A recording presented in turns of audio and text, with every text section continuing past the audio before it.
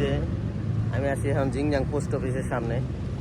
দীর্ঘ 7 মাস পর বাংলাদেশ এম্বাসি থেকে পাসপোর্ট দিছে। এটা হলো সোনার দরবেশ ধরার পরও দীর্ঘ 7 মাস পর পাসপোর্ট হাতে পাইলাম। তো অনুভূতি যদি জিগান, অনুভূতিতে আমি একদম আবেগ আপ্লুত।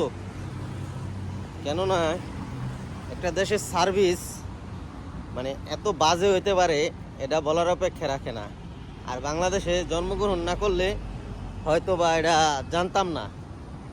এই যে পাসপোর্ট, আর এই পাসপোর্ট কিন্তু আমি নিজে নিজে করি নাই, দরবেশ ধরার পরে 7 মাস পরে আইছে।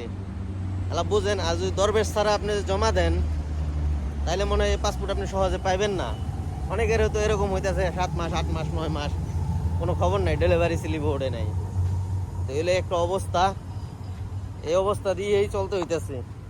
মানুষের ভোগান্তির কোনো শেষ নাই, কিন্তু রেমিটেন্সের জন্য সবাই দাঁড়ায় থাকে যে প্রবাসী রেমিটেন্স পাঠাও, দেশের উন্নয়নে ভূমিকা রাখো। কিন্তু আমাদের উন্নয়নে সরকার বা কেউই ভূমিকা রাখতে চায় না, সবাই ব্যবহার করতে চায়, টিস্যুর মতন ব্যবহার করে পরে ছুঁড়ে ফেলে দেয়।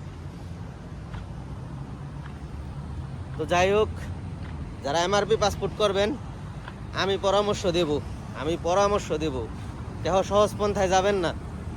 ওই আন্ডার টেবিল হয়তো বা দরবেশ বা মুরিদ যেটাই বলেন ওগুলা ধইরা তারপরে পাসপোর্ট জমা দিবেন।